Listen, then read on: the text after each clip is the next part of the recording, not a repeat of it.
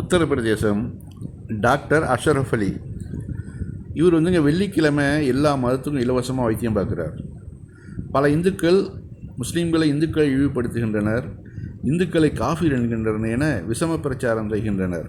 நான் உங்களுக்கு ஒரு உண்மையை விளக்குவதற்காக இந்த காணொலியை வழங்குகிறேன் அப்படின்னு சொல்லிட்டு ஒரு இந்து சகோதரர் வந்து இந்த காணொலியை எடுத்து வலைத்தளத்தில் பதிவிடுறார். ஆக இந்த அளவு இந்த இந்துத்துவாக்கள் மோடிக்களும் அமித்ஷாக்களும் விஷ விதையை வந்து மக்கள் மனதில் பதிஞ்சிருக்காங்க. அதை வந்து நீக்குவதற்காக இது மாதிரியான இந்துக்களே இப்போ முன் வராங்க. முன் வந்து இவர்களுடைய இந்த பொய் பிரச்சாரத்தை முறியடிக்க வேண்டும் அப்படிங்கிறதுனால களத்தில் இறங்கியிருக்கிறாங்க.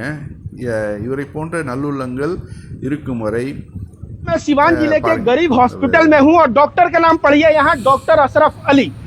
डॉक्टर अशरफ अली यहाँ पे जुम्मे के दिन मतलब फ्राइडे के दिन फ्री में इलाज करते हैं हिंदू और मुसलमान दोनों का।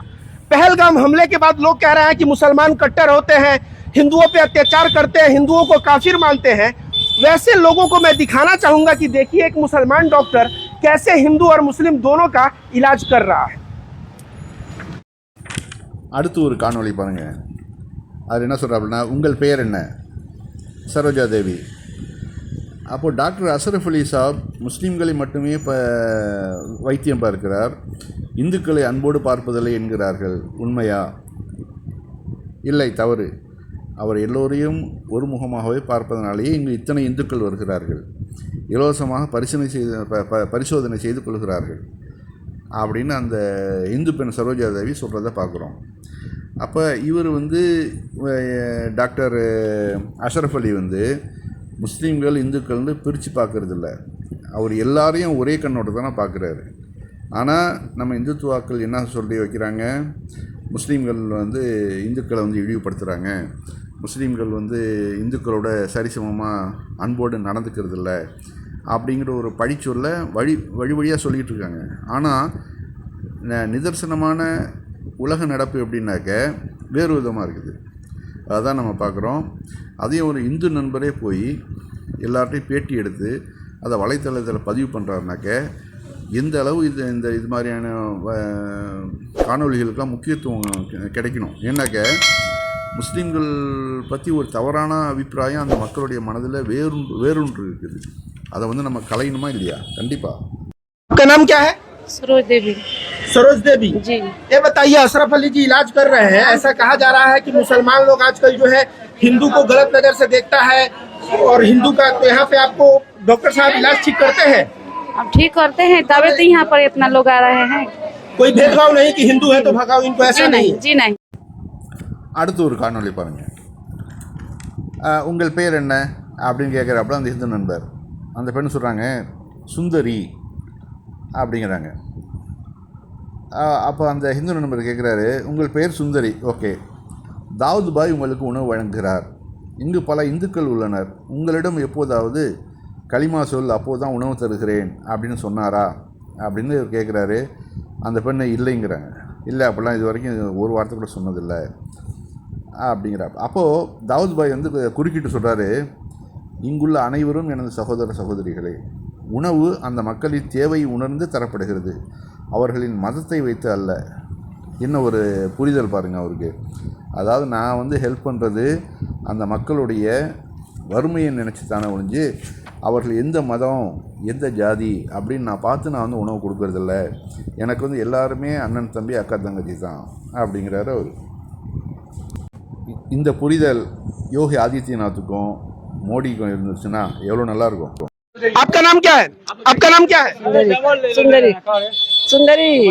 इनका नाम सुंदरी है। दाऊद भाई आपको खाना देते हैं, कभी ये तो नहीं बोले कि तुम पहले कलमा पढ़ो या नारा लगाओ अल्लाह का तब देंगे?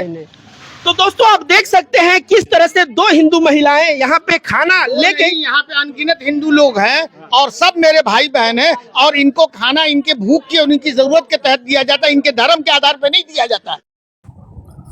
அடுத்து ஒரு காணொலி பாருங்கள். இவர் வந்து ஒரு ஹிந்துக்கிட்ட போய் கேட்குறாரு. பேட்டி எடுக்கிறவரும் ஹிந்து தான், பேட்டி கொடுக்குறவரும் ஹிந்து தான். இங்கு பள்ளிவாசல் உள்ளது. இந்த அரசுக்கு பிறகு புல்டோசர் பாபாவின் அரசு வந்து இந்த பள்ளி இடிக்கப்படுமானால் என்ன செய்வீர்கள் அப்படின்னு கேட்குறாப்புல. இப்போ இருக்குது ஆட்சி மாற்றம் ஏற்படுது, இந்த பள்ளி வந்து தேவையில்லைன்னு புல்டோசர் கொண்டு வந்து இடிக்கிறாங்க, அப்போ என்ன செய்வீங்க அப்படின்னு கேட்கும்போது அந்த இந்து நண்பர் என்ன சொல்கிறார் தெரியுங்களா? எங்கள் முஸ்லீம்களும் இந்துக்களும் உறவினர்கள் போல அன்போடு வாழ்கிறோம். இந்த பள்ளிவாசலை இடிக்க புல்டோசர் வருமானால் எங்கள் உயிரை கொடுத்தேனும் இந்த பள்ளியை காப்போம், இது உறுதி அப்படிங்கிறாரு இந்த இந்து சகோதரர். இது வந்து பெரும்பாலான இந்துக்களுடைய எண்ணங்கள். ஒரு 3% இருக்கக்கூடிய இந்த உயர் ஜாதி இந்துக்கள் தான் முஸ்லீம்களை எதிரியாக காமிக்கிறாங்க இந்த மக்கள்கிட்ட.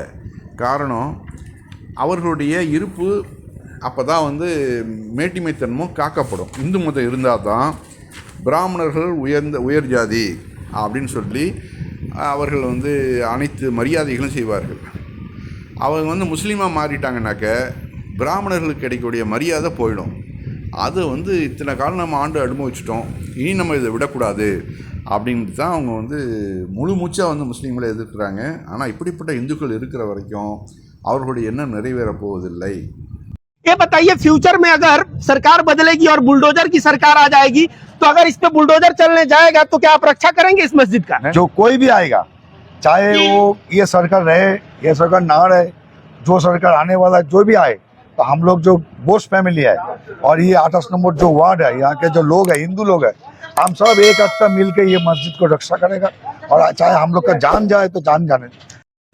இது போன்ற காணொளிகளை தான் பார்த்து மோடிக்களும் அமித்ஷாக்களும் யோகி ஆதித்யநாத்களும் வெட்கி தலை குனிய வேண்டும். இந்த மாதிரியான ஒரு அருமையான சமூகத்தை நாம் நஞ்ச விதைக்கிறோமே, அண்ணன் தம்பி தாய் பழகிக்கிட்டு இருக்கிற இந்த மக்கள் மத்தியில் விஷத்தை விதைக்கிறோமே, இது எத்தனை காலத்துக்கு தாங்கும்னு அவர்கள் உணரணும். அந்த உணர்வை வந்து மக்கள் வந்து அவர்கள் புரிய வைக்கணும். புரிய வைக்கிறது எதன் மூலியமாங்க? மக்கள் வந்து மதத்துக்கு பலியாகாமல் அவர்களே அரசியலை விட்டு ஒதுக்கணும். அப்போ தான் அவர்கள் உணர்வார்கள்.